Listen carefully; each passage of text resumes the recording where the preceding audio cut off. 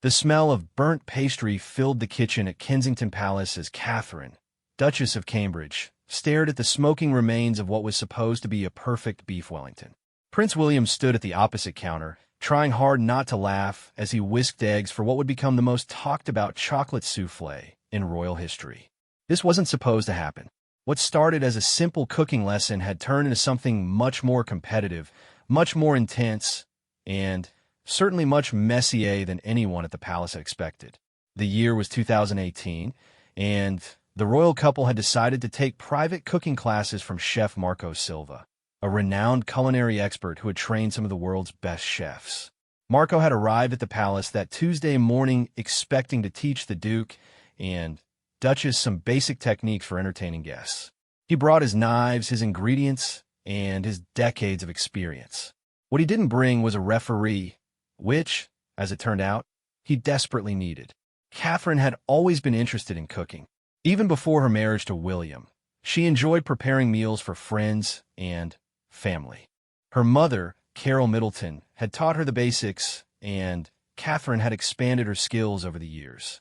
She could make a decent roast dinner, bake cookies that actually tasted good, and prepare simple but elegant meals for dinner parties. William, on the other hand, had a more complicated relationship with the kitchen. During his time at university and in the military, he had learned to make basic meals out of necessity. He could scramble eggs without burning them, make toast that was actually edible, and prepare simple pasta dishes. But his confidence in the kitchen was nowhere near Catherine's level. The trouble began when Marco suggested they each prepare a dish to demonstrate their current skill level. It was meant to be a friendly assessment, nothing more. Catherine chose to make her signature chicken and mushroom pie, while William decided to attempt fish and chips, thinking it would be straightforward enough. As they began cooking, something shifted in the atmosphere. Catherine noticed William struggling with the batter for his fish, and she offered some advice. William, feeling slightly embarrassed, politely declined her help. When Catherine's pastry began to brown beautifully, while William's batter remained lumpy and uncooperative, the competitive spirit that had defined many aspects of their relationship began to emerge. They had always been competitive with each other, but in a playful way. During their courtship, they had competed in everything from tennis matches to charity games. William would challenge Catherine to races during their walks, and Catherine would respond by beating him at board games. It was part of their dynamic, part of what made their relationship work. But cooking was different. In the kitchen, there was nowhere to hide. Every mistake was visible, every success was obvious, and every technique was either right or wrong. As the morning progressed, what started as a simple cooking lesson began to feel more like a battle. Catherine finished her pie first. The pastry was golden and perfectly crisp, the filling smelled incredible, and Marco nodded approvingly as he tasted it. "Excellent technique, Your Royal Highness," he said. "The seasoning is perfect, and the pastry has a wonderful texture." William's fish and chips, meanwhile, were struggling. The batter was too thick, the oil temperature was inconsistent, and his chips were browning unevenly. He could see Catherine trying not to smile as she watched him flip a piece of fish that was clearly not ready to be turned. "Perhaps," Marco suggested diplomatically, "we could work on some basic techniques before moving on to more complex dishes." That's when Catherine made her mistake. "Oh, William's just being modest," she said with a smile. "He's actually quite good at breakfast foods. You should see his scrambled eggs." It was meant to be supportive, but William heard something else entirely. He heard condescension. He heard his wife suggesting that his culinary skills were limited to the simplest possible dishes. And something inside him snapped. "Actually," William said, abandoning his fish and chips entirely, "I think we should make this more interesting." Marco looked confused. Catherine raised an eyebrow. "What do you mean?" she asked. "A competition," William said, wiping his hands on his apron. "A proper cooking competition. You choose a dish, I'll choose a dish, and Marco can judge who does better." Catherine laughed, thinking he was joking. But when she looked at his face, she realized he was completely serious. "William, that's silly. We're here to learn, not to compete. Are you afraid you might lose?" William asked, and immediately regretted it. But the words were out there, hanging in the air between them. Catherine's expression changed. The playful smile disappeared, replaced by something much more determined. "Fine," she said, "but let's make it interesting. Best of 3 dishes. Winner gets to choose the menu for all our dinner parties for the next month." Marco, who had been standing between them like a referee at a tennis match, suddenly realized he was no longer teaching a cooking class. He was overseeing what was about to become the most intense culinary battle in recent royal history. They spent the next hour planning their competition. 3 rounds, 3 different types of dishes. Round 1 would be appetizers, round 2 would be main courses, and round 3 would be desserts. Each round would be judged on taste, presentation, and technique. For the appetizers, Catherine chose to make smoked salmon canapes with cream cheese and dill. She had made these dozens of times for various events and was confident in her ability to execute them perfectly. The key was in the balance of flavors and the presentation. Too much cream cheese, and the salmon would be overpowered. Too little, and the canapes would taste dry. The dill needed to be fresh, the bread needed to be perfectly toasted, and everything needed to look elegant and refined. William, determined to prove that his skills extended beyond breakfast foods, chose to make stuffed mushrooms with breadcrumbs, herbs, and cheese. He had never made them before, but they seemed straightforward enough. Remove the stems, stuff the caps, bake until golden. How hard could it be? As they began working, the competitive atmosphere intensified. Catherine moved through her preparation with the efficiency of someone who had done this many times before. She selected the best pieces of salmon, carefully trimmed them to uniform sizes, and began preparing her cream cheese mixture with practiced precision. William, meanwhile, was discovering that cooking mushrooms was more complicated than it appeared. The stems needed to be removed carefully to avoid breaking the caps. The stuffing mixture had to be the right consistency, not too wet, not too dry. And the timing was critical. Too long in the oven, and they would shrivel up. Too short, and the filling wouldn't cook properly. Marco watched both of them work, taking notes and trying to remain neutral. But he couldn't help noticing the intensity with which they approached their tasks. This wasn't casual cooking anymore. This was warfare, fought with whisks and spatulas instead of swords and shields. Catherine finished her canapes first, arranging them on an elegant white plate with small garnishes of dill and thin slices of cucumber. They looked professional, restaurant quality.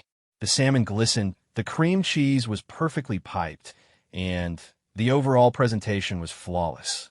William's mushrooms came out of the oven looking somewhat less perfect. A few had collapsed slightly, and the stuffing had browned more than he intended. But when Marco tasted them, his expression was surprised. "These are actually quite good," he said to William. "The flavoring is excellent, and the texture of the stuffing is spot on." When he tasted Catherine's canapes, he nodded approvingly. Classic execution, beautiful presentation, perfect balance of flavors. The first round was declared a tie. Catherine was not pleased.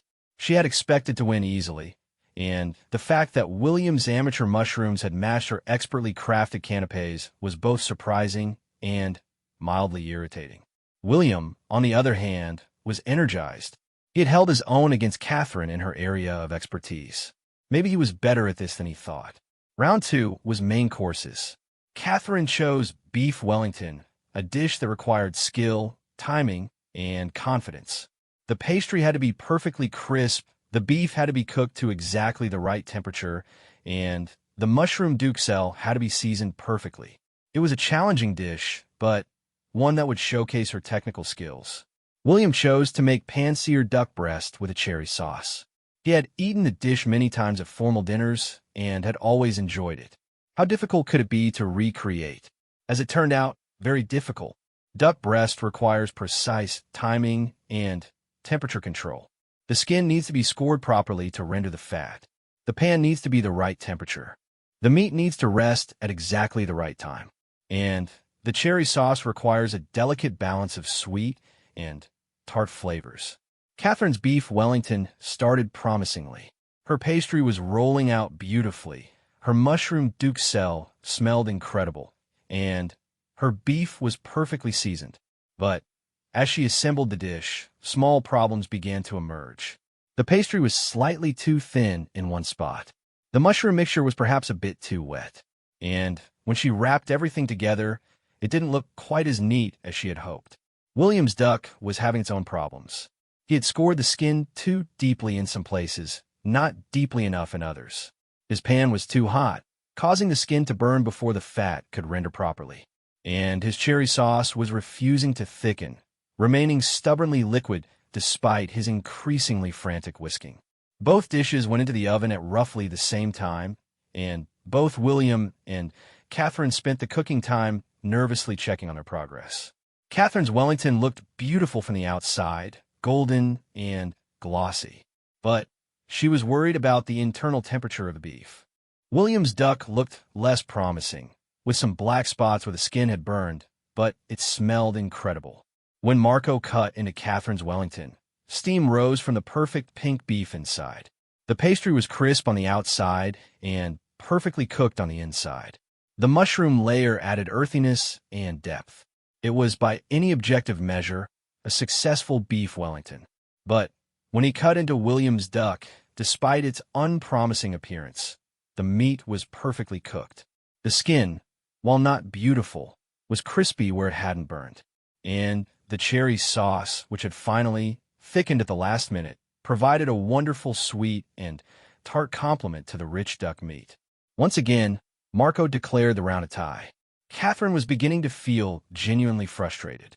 Her technically superior dishes were being matched by William's less polished but surprisingly flavorful attempts. This wasn't how the competition was supposed to go. William, meanwhile, was gaining confidence with each dish. Maybe he wasn't as hopeless in the kitchen as he had always believed. Maybe he actually had some natural talent for cooking. Round 3 was desserts, and both of them knew this would decide the competition. Catherine chose to make her chocolate tart, a recipe she had perfected over years of practice. The pastry was delicate and buttery, the chocolate filling was rich and smooth, and the presentation was always elegant. William, feeling bold after his success in the previous rounds, decided to attempt chocolate soufflé. He had never made soufflé before, but he reasoned that if he was going to lose, he might as well lose spectacularly. As they began their final preparations, the tension in the kitchen was palpable. This wasn't just about cooking anymore. This was about pride, about skill, about who would have bragging rights for years to come. Catherine's tart came together beautifully. Her pastry was perfect, golden, and crisp. Her chocolate filling was smooth and glossy. She decorated it with fresh berries and a light dusting of powdered sugar. It looked like something from a high-end patisserie. William's soufflé was a journey into uncharted territory. He had to separate eggs without breaking the yolks. He had to whip the whites to perfect peaks without overbeating them. He had to fold everything together without deflating the mixture. And then he had to bake it at exactly the right temperature for exactly the right amount of time. Somehow, miraculously, it worked. The soufflé rose in the oven, golden and proud. It didn't collapse when he opened the oven door. It held its shape as he carried it to the counter. Marco tasted Catherine's tart first. It was perfect. The pastry was buttery and crisp. The chocolate was rich and smooth. The berries added just the right amount of tartness. It was a flawless execution of a classic dessert. Then he tasted William's soufflé. It was light and airy, with an intense chocolate flavor that was both rich and delicate. The texture was perfect, firm enough to hold its shape, but soft enough to melt in the mouth. Marco looked at both desserts, then at William and Catherine, who were staring at him with the intensity of gladiators waiting for the emperor's thumbs up or down. "This is impossible," he said finally. "Both desserts are excellent. The tart is technically perfect, but the soufflé is inspired. I cannot choose between them." Another tie. The competition was officially a draw. William and Catherine looked at each other across the kitchen, both of them covered in flour and chocolate, both of them exhausted from the intensity of the competition. And then, suddenly, they both started laughing. "This is ridiculous," Catherine said, wiping chocolate from her hands. We're acting like children. Speak for yourself, William replied with a grin. I'm acting like a very competitive adult. Marco began cleaning up, relieved that the battle was over and that both participants were still speaking to each other. But as he packed his knives and utensils, he couldn't help thinking that this was probably not the end of the story. He was right. As they said goodbye, Catherine mentioned that she had been thinking about taking some advanced pastry classes. William, not to be outdone, casually mentioned that he might look into some knife skills workshops. The first battle was over, but the war was just beginning. Neither of them was willing to concede that the other was the better cook, and both of them were already planning their next moves. Marco left Kensington Palace that day with a story he would never forget and a suspicion that he would be hearing from the royal couple again very soon. He was absolutely correct. Within a week, Catherine had called to schedule another session, specifically focused on French cooking techniques. 2 days after that, William called to book a private lesson on Italian cuisine. The culinary battles of William and Kate were far from over. If anything, they were just getting started. 6 months after their first culinary showdown, the kitchen at Anmer Hall had been transformed into what staff members privately called the battlefield.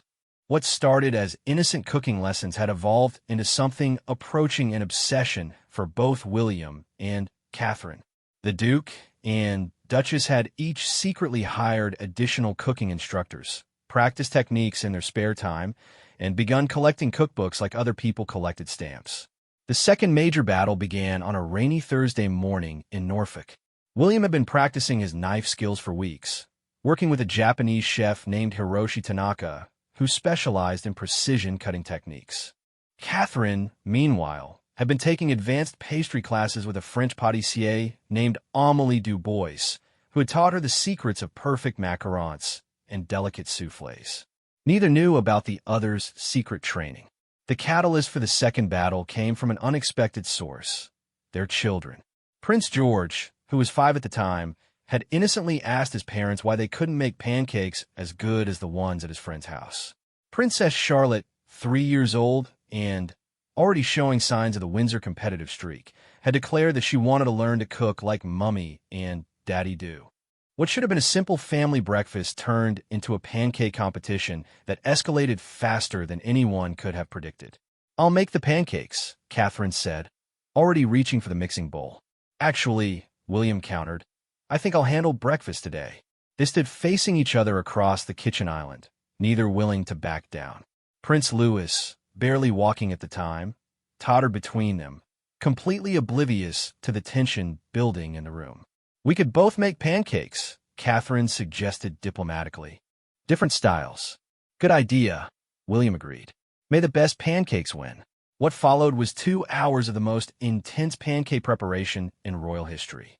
Catherine decided to make classic French crepes, thin and delicate, served with fresh berries and a light dusting of powdered sugar. William, drawing on his recent training with Hiroshi, chose to make Japanese-style soufflé pancakes, thick and fluffy and notoriously difficult to execute properly. As they worked, their competitive energy filled the kitchen. Catherine moved with the precision of a trained chef, her crepe batter smooth and perfectly seasoned. She heated her pan to exactly the right temperature and poured each crepe with practiced confidence, swirling the batter to create perfectly round, paper-thin circles. William, meanwhile, was attempting something far more challenging. Soufflé pancakes required separating eggs, whipping the whites to perfect peaks, and folding everything together without deflating the mixture. Then, they had to be cooked slowly and carefully, covered to create a steaming effect that would help them rise to their characteristic height. The children watched in fascination as their parents transformed into culinary warriors. George appointed himself the official taste tester, while Charlotte provided commentary that was surprisingly insightful for a 3-year-old. "Mummy's pancakes are very flat," Charlotte observed. "They're supposed to be flat, darling," Catherine explained, not taking her eyes off her pan. "They're French pancakes." "Daddy's pancakes are very fat," Charlotte continued. "They're supposed to be fat," William replied, carefully flipping his first soufflé pancake. "They're Japanese pancakes." When both parents had finished their creations, They arranged them on separate plates and presented them to their children for judgment. Catherine's crepes were perfect, thin, golden, and elegant. William's soufflé pancakes were impressively tall and fluffy, looking like small clouds on the plate. George took his role as judge seriously, tasting each pancake multiple times and considering his verdict carefully. "They're both really good," he said finally, "but they're different. Mummies are more like the ones in books, and daddies are more like cake." Charlotte was more decisive. "I like daddies because they're bigger," she announced, causing William to pump his fist in victory. But Catherine wasn't ready to concede defeat. "Charlotte's only 3, she pointed out. "She's naturally drawn to larger portions." "George is 5, William countered. "His opinion should count for more." "George was being diplomatic," Catherine replied. "He didn't want to hurt either of our feelings."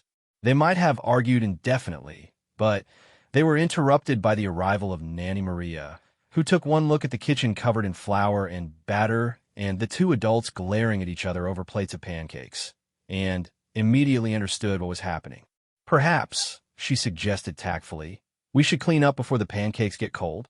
But the pancake battle was just the beginning. Over the next few weeks, every meal became an opportunity for competition.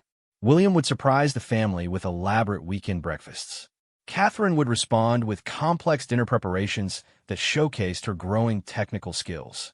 The staff at both Kensington Palace and Amer Hall began to notice the change.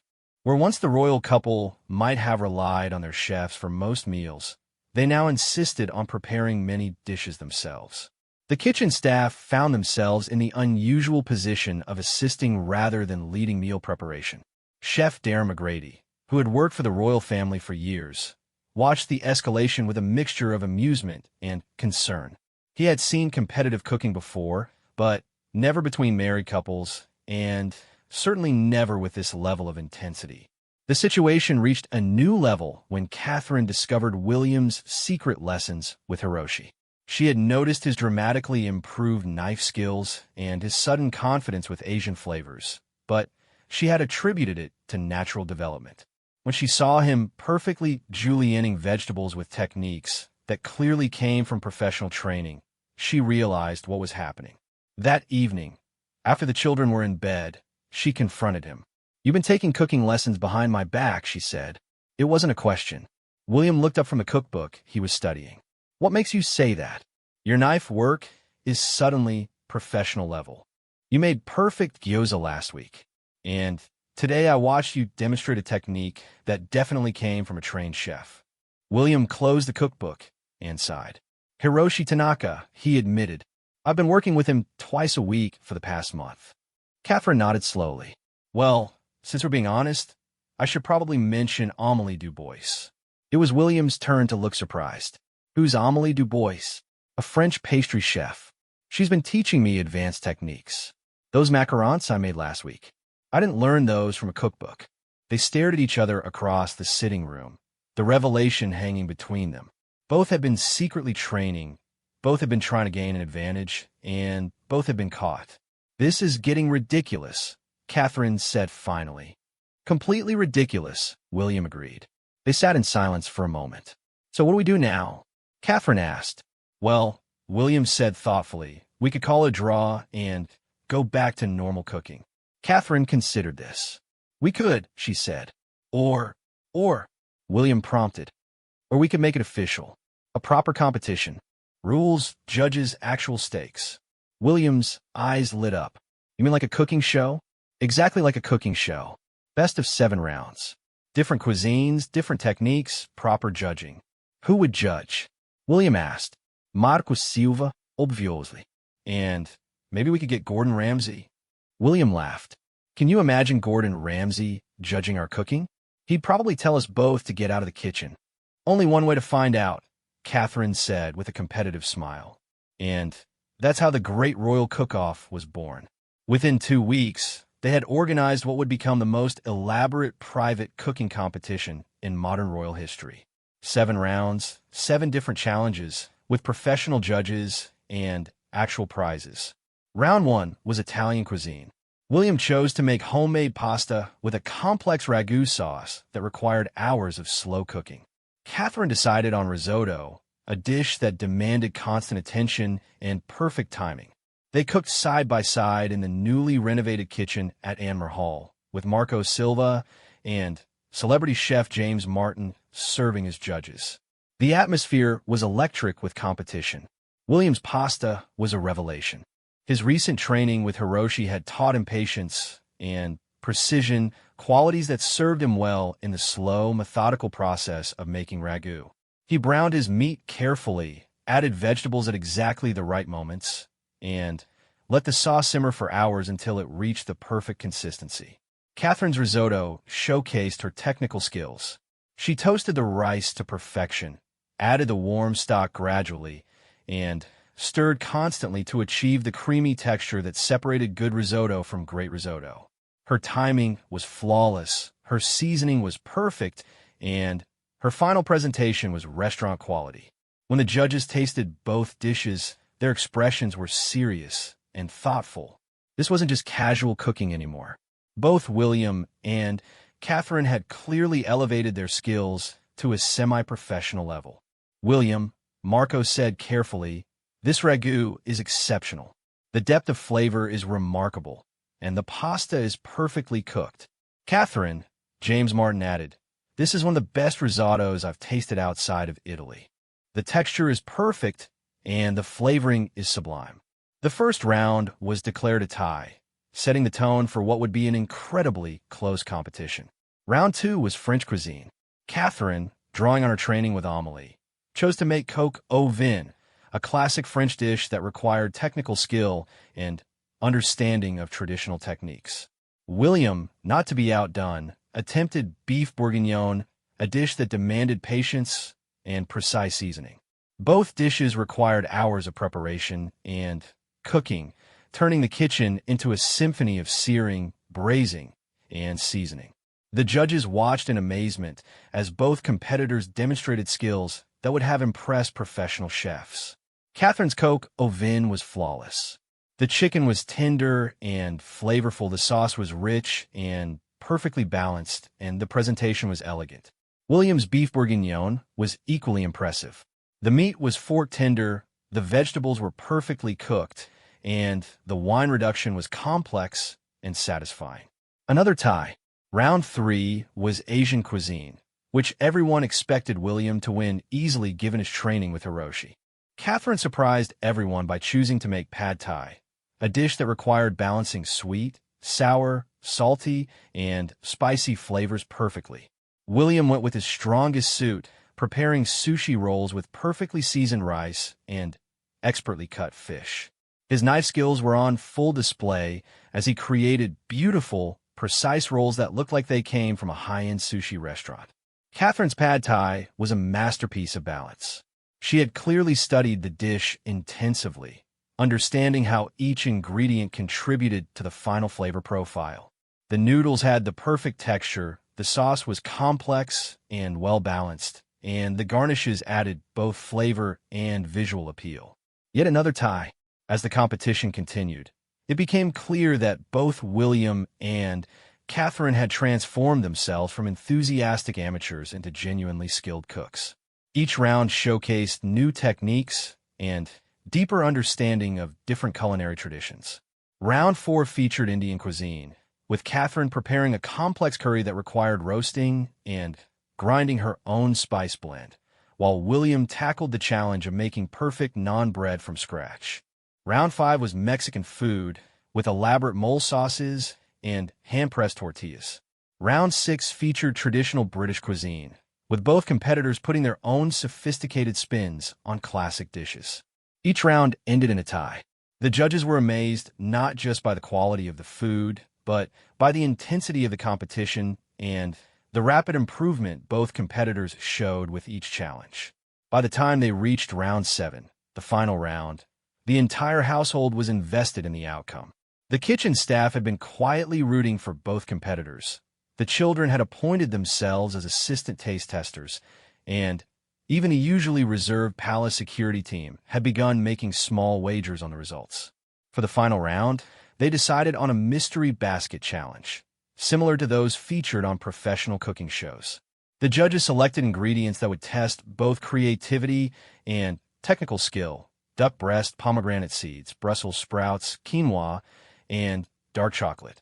Both competitors had 90 minutes to create a cohesive dish using all the ingredients. It was the ultimate test of everything they had learned over the past months of training and competition. Catherine decided to make pan-seared duck breast with a pomegranate glaze, serve over quinoa pilaf with roasted Brussels sprouts, and a dark chocolate sauce. It was an ambitious dish that required perfect timing and careful balancing of flavors. William chose to create a duck and quinoa salad with roasted Brussels sprouts, pomegranate seeds, and a dark chocolate vinaigrette. His approach was more rustic but equally challenging, requiring him to balance the bitter chocolate with the sweet pomegranate in a way that would complement rather than overpower the duck. As they cooked, the tension in the kitchen was almost unbearable. This wasn't just about bragging rights anymore. This was about months of training, countless hours of practice, and the fierce competitive spirit that had driven both of them to transform themselves into serious cooks. Both dishes were completed with seconds to spare. Catherine's presentation was elegant and restaurant-worthy, with perfect plating and artistic garnishes. William's dish was more casual but equally appealing, with bold flavors and creative combinations. The judges tasted both dishes in complete silence, making notes and conferring in whispers. The entire kitchen held its breath as they deliberated. Finally, Marco Silva stood up to announce the verdict. The silence in the kitchen at Amber Hall stretched for what felt like hours. Marco Silva held the envelope containing the final judgment, while James Martin stood beside him with an expression that revealed nothing. William and Catherine waited on opposite sides of the kitchen island, both still wearing their aprons, both covered in the evidence of their 90-minute battle with duck, pomegranate, and dark chocolate. Before we announced the winner, Marco said finally, "James, and I want to say something about what we've witnessed over these past weeks." Catherine wiped her hands nervously on her apron. William shifted his weight from one foot to the other.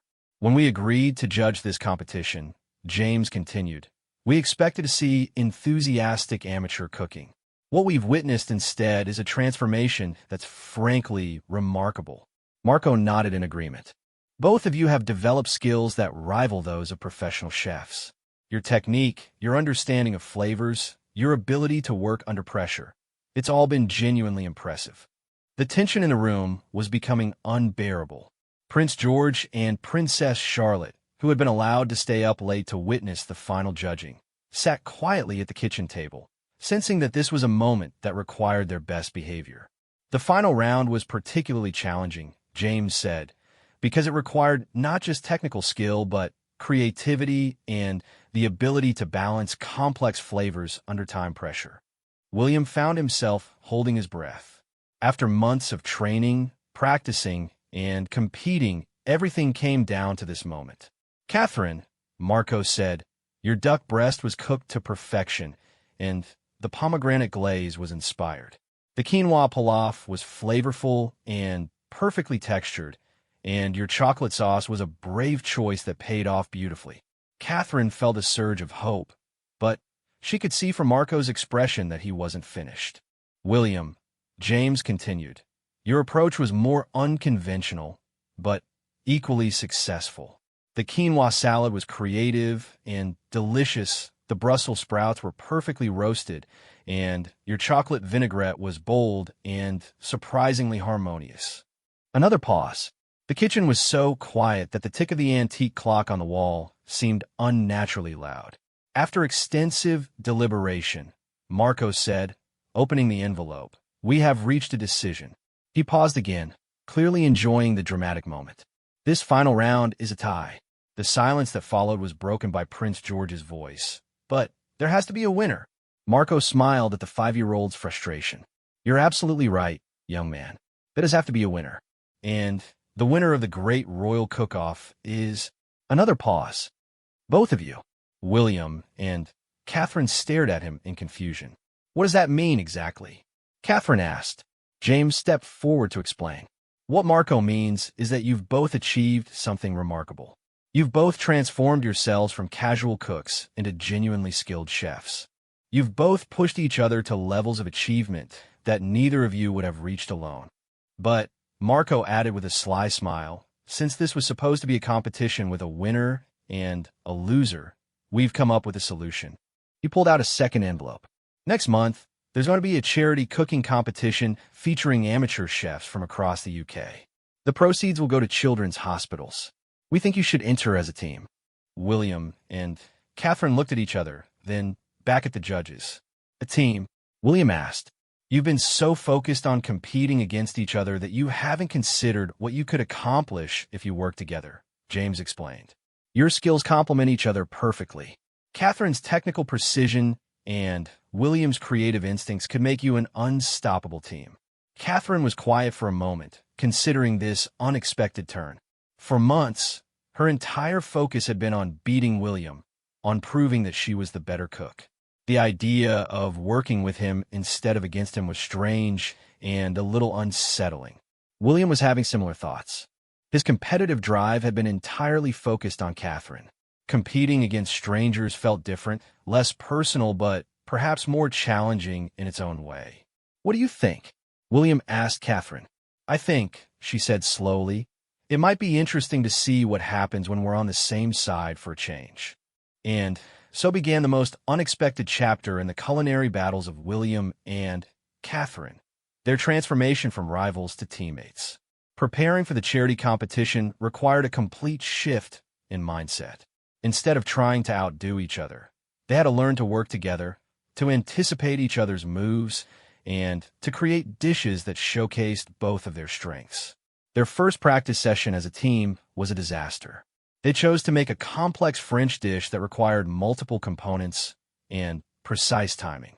Catherine took charge of the protein, while William handled the sauce and sides. What should have been a seamless collaboration turned into a series of miscommunications and minor disasters. The protein needs 5 more minutes, Catherine called out. I thought you said it was ready now, William replied, frantically trying to keep his sauce from breaking. I said 5 more minutes. I couldn't hear you over the sizzling. By the end of the session, they had produced an edible meal, but the process had been stressful and inefficient. They realized they had a lot of work ahead of them. Marco Silva, who had agreed to coach them for the competition, watched their second practice session with growing concern. You're both trying to be the head chef, he observed. That's not how professional kitchens work. What do you mean? Catherine asked. In a professional kitchen, there's a clear hierarchy and defined roles. One person calls the shots, others execute specific tasks. You need to decide who's going to lead and who's going to follow. This created a new kind of competition between them. Neither William nor Catherine was naturally inclined to follow orders, and both had strong opinions about how dishes should be prepared. Their solution was to alternate leadership roles. For appetizers, Catherine would take charge. For main courses, William would lead. For desserts, they would collaborate equally. It took weeks to develop a rhythm, but gradually they began to function as an actual team. They learned to communicate more efficiently, to anticipate each other's needs, and to trust each other's judgment even when they disagreed with specific choices. Their practice sessions became less chaotic and more productive. They developed signature dishes that showcased both of their skills. A starter featuring Catherine's perfect pastry work and William's creative flavor combinations. A main course that highlighted William's meat cooking abilities and Catherine's sauce expertise, and a dessert that combined William's innovative presentations with Catherine's technical precision. As the competition approached, they faced new challenges. Unlike their private battles at home, they would be cooking in an unfamiliar kitchen with time pressure and in front of cameras and judges they had never met. The charity competition took place at a culinary school in London, with 12 teams competing for the grand prize. The other teams included professional partnerships, cooking school graduates, and experienced amateur chefs who had been competing in local competitions for years. William and Catherine arrived at the venue early, both nervous in ways they hadn't been during their private competitions. This was different. This was public, and failure would be witnessed by cameras and judges and eventually by the entire country.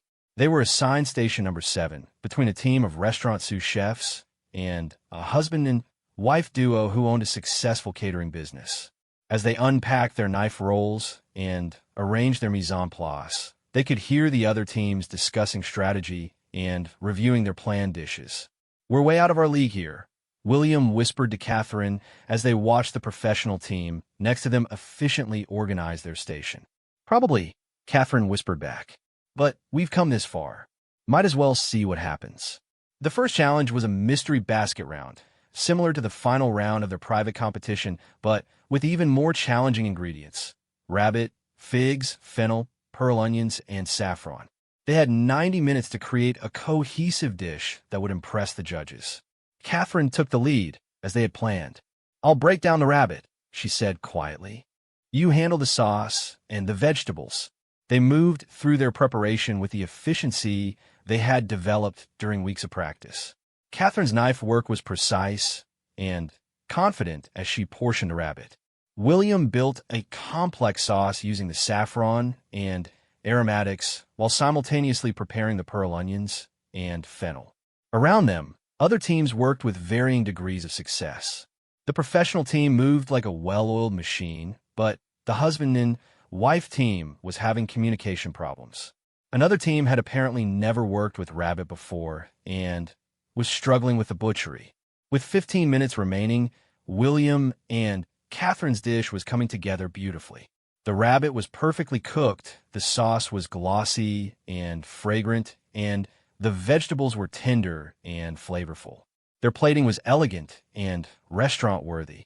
When time was called, they looked at their finished dish with satisfaction. It wasn't perfect. There were small details they would have adjusted if they'd had more time, but it was a dish they were proud to present. The judging process was nerve-wracking. Teams presented their dishes one by one, explaining their cooking choices and techniques to the panel of celebrity chefs and food critics. Some dishes were praised enthusiastically. Others received polite but lukewarm responses. When it was William and Catherine's turn, they approached the judges' table with their rabbit dish, both of them fighting butterflies. "Tell us about your dish," one of the judges said. Catherine spoke first, explaining their approach to preparing the rabbit and their choice to highlight the natural flavors rather than masking them with heavy sauces. William followed, describing the saffron sauce and how they had used the fennel and pearl onions to add sweetness and complexity to balance the richness of the meat. The judges tasted the dish in silence, making notes and exchanging glances. Finally, one of them spoke. "This is excellent," she said. "The rabbit is perfectly cooked, the sauce is sophisticated, and the vegetables are beautifully prepared. You've shown real skill and creativity." Another judge nodded in agreement. "The flavors are well balanced, and the presentation is professional. Well done." As they returned to their station, William and Catherine allowed themselves to feel cautiously optimistic. They had survived the first round, and their dish had been well received. The second challenge was even more demanding, a relay race where team members had to complete different components of a complex dish without being able to communicate with each other. Catherine would have 30 minutes to prepare a starter. Then, William would have 30 minutes to create a main course using ingredients that Catherine selected. Then, Catherine would return to make a dessert using ingredients that William chose. It was a test of trust, intuition, and their ability to anticipate each other's choices. Catherine started with the ingredients available and chose to make a play on fish and chips, but elevated. She prepared perfectly cooked fish with a delicate tempura batter, served with hand-cut chips, and a sophisticated mushy pea puree. Before her time ended, she selected ingredients for William's main course: lamb, root vegetables, fresh herbs, and red wine. William took over with Catherine's selections and decided to create a Mediterranean-style lamb dish with roasted vegetables and a red wine reduction. He cooked the lamb to perfect medium rare and built a sauce that would complement Catherine's fish course. For Catherine's dessert, he selected chocolate, berries, cream, and pastry ingredients. Catherine returned for the final leg, and immediately understood William's selections. She made individual chocolate tarts with fresh berry compotes and whipped cream, creating a dessert that would provide a perfect ending to the meal they had created. When the 3 courses were complete, they looked at what they had accomplished without any direct communication beyond ingredient selection. The meal was cohesive, sophisticated, and demonstrated real culinary skill. The judges were impressed, not just with the individual dishes, but with how well the 3 courses worked together as a complete meal. "This shows real partnership," one judge commented. "You've managed to create a unified dining experience despite working separately." As the competition continued through additional challenges, William and Catherine found themselves growing more confident. They were holding their own against teams with more experience and formal training. Their months of competitive cooking had prepared them well for the pressure and intensity of professional-level competition. The final challenge was the most demanding yet. They had to create a 4-course tasting menu in 2 hours, with each course featuring a different protein and cooking technique. It would test every skill they had developed over the past year. They planned their menu carefully. A fish appetizer featuring Catherine's precise timing and delicate sauce work. A poultry course showcasing William's roasting expertise. A meat course that would highlight both of their skills with complex preparations. And a dessert that combined their technical abilities with creative presentation. As they began cooking, they moved with the synchronization of partners who had learned to trust each other completely. They communicated efficiently, shared tasks seamlessly, and supported each other through the challenging moments when timing became critical. Their finished tasting menu was ambitious and successful. Each course demonstrated technical skill, creativity, and sophisticated understanding of flavors and presentations. When they presented it to the judges, they did so with confidence earned through months of competition, practice, and gradual transformation from rivals to genuine partners. The final judging took place in front of all the remaining teams and an audience of culinary students and food industry professionals. The atmosphere was electric with anticipation as the judges deliberated and prepared to announce the winners. The culinary school's main hall had been transformed into a proper judging arena. Bright lights illuminated the judging table where 5 celebrity chefs sat with their scorecards and tasting notes. The 12 competing teams stood in a line, their finished 4-course tasting menus displayed on silver platters before them. William and Catherine stood shoulder to shoulder, both still wearing their aprons, both trying to process what they had accomplished over the past 6 hours of intense competition. Around them, professional cooks and experienced amateur chefs waited for the same verdict they were hoping to hear. The head judge, a Michelin-starred chef named Elena Rossetti, rose from her seat. The hall fell completely silent. "Today we have witnessed some of the most impressive amateur cooking we have ever seen in a competition of this caliber," she began. "Every team has demonstrated skill, creativity, and passion for food that has truly been inspiring to judge." She paused, looking across the line of competitors. "However, this is a competition, and we must select winners. Before we announce the overall champions, we want to recognize some outstanding individual achievements." Catherine felt William's hand briefly touch her arm, a small gesture of support that meant everything in that moment.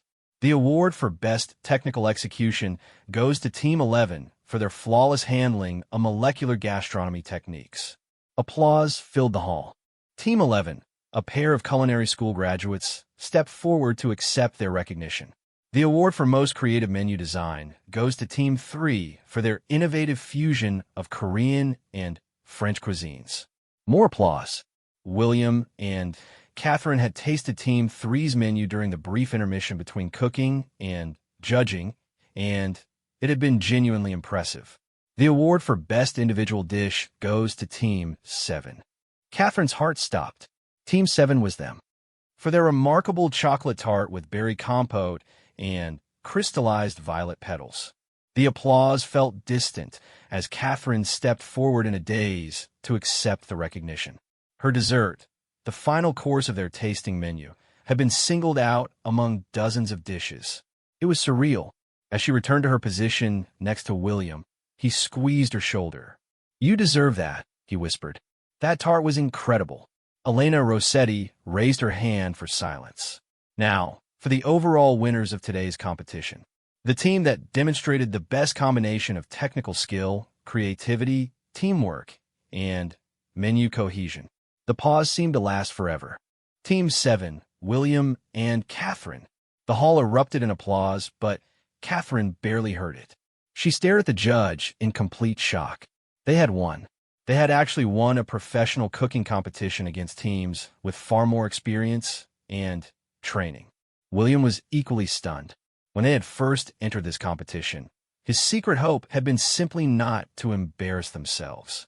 Winning had never seemed like a realistic possibility.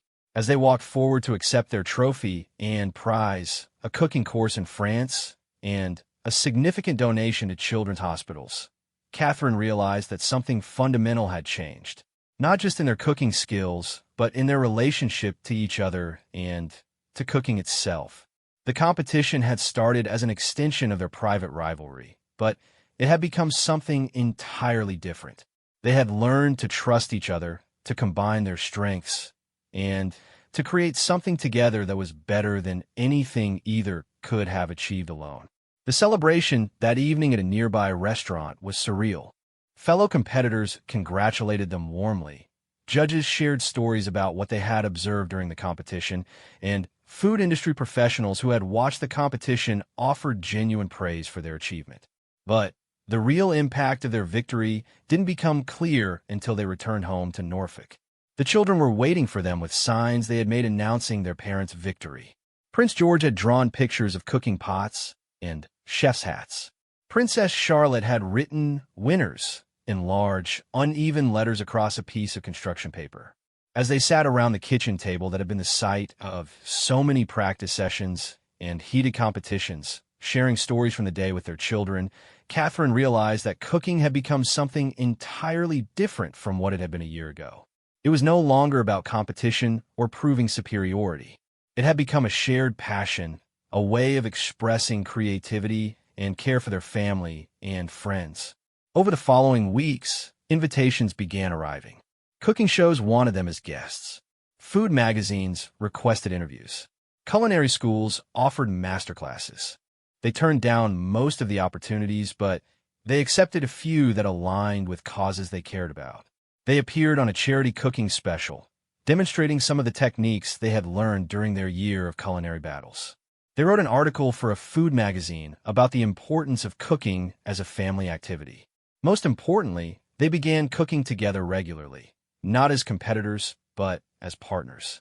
Sunday dinners became elaborate affairs where they would try new techniques and experiment with different cuisines. They taught their children basic cooking skills, passing on their hard-won knowledge to the next generation. The kitchen staff at both Kensington Palace and Amber Hall found their roles subtly changing. Where once they had been responsible for all meal preparation, they now often served as assistants and advisors, helping William and Catherine execute their increasingly ambitious culinary projects. The royal family's private dinner parties became events that guests actually looked forward to for the food, not just the company. William and Catherine would plan elaborate menus together, dividing responsibilities based on their individual strengths and preferences. Their success in the charity competition had unexpected consequences beyond their immediate family. The footage of their victory was broadcast as part of a documentary about amateur cooking, inspiring countless viewers to try more ambitious cooking in their own homes. Cooking schools across the UK reported increased enrollment in couples classes. Kitchen equipment retailers saw a surge in sales of professional-grade tools to home cooks. The William and Catherine effect became a recognized phenomenon in the culinary world. But perhaps the most significant change was in their relationship with each other. The year of culinary battles had taught them new ways to challenge and support each other. They had learned that competition could strengthen rather than damage a relationship if approached with the right spirit. Their competitive instincts hadn't disappeared entirely. They still challenged each other to try new techniques, master difficult dishes, and push the boundaries of their skills. But the context had changed completely. They were no longer trying to defeat each other. They were trying to elevate each other. During a quiet evening months after their competition victory, they found themselves in the kitchen preparing a simple dinner for the family. Nothing elaborate, just roasted chicken with vegetables and a salad.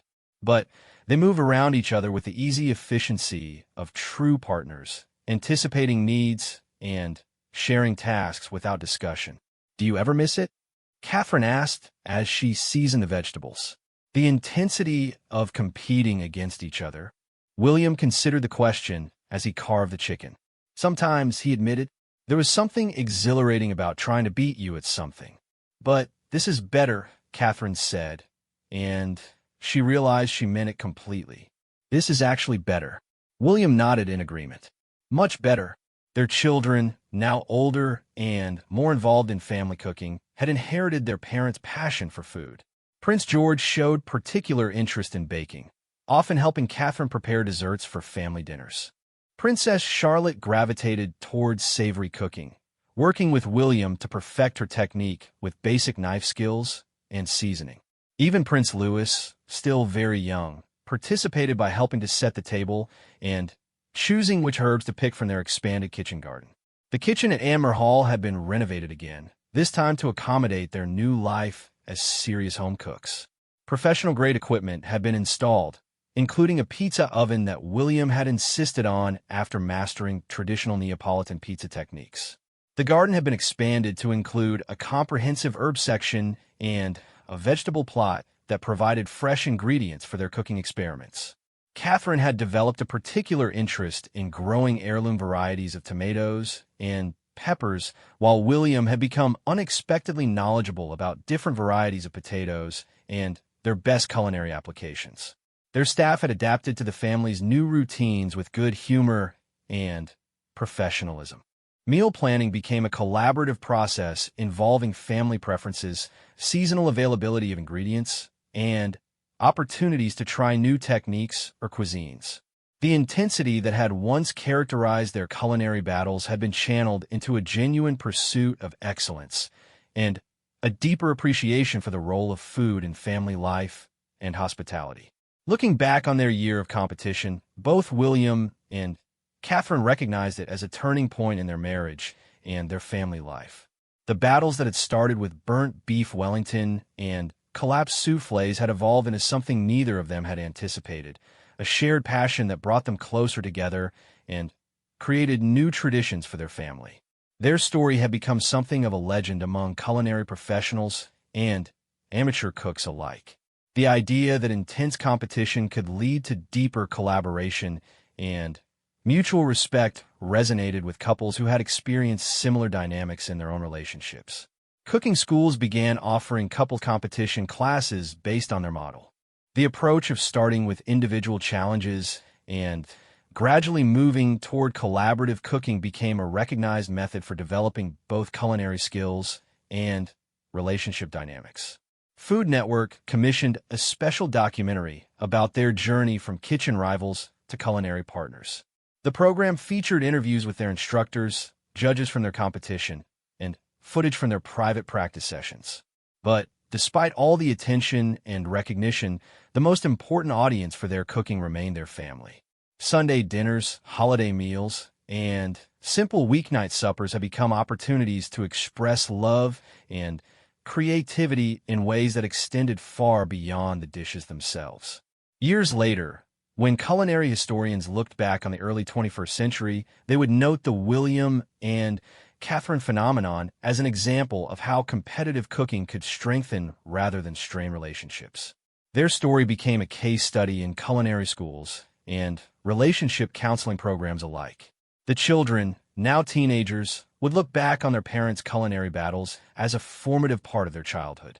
They had learned not just cooking techniques, but lessons about healthy competition, the importance of supporting each other's growth, and the value of turning rivalry into collaboration. The kitchen at Amer Hall remained the heart of their family life, a place where the most intense culinary battles in recent royal history had transformed into something much more valuable, a foundation for family traditions that would last for generations. The Great Royal Cook-Off had ended years ago, but its legacy continued in every meal they prepared together, every technique they taught their children, and every moment they spent in the kitchen creating not just food, but memories that would last a lifetime. Their story proved that the most intense battles sometimes lead to the most unexpected victories, and that the best competitions are the ones where everyone wins in the end.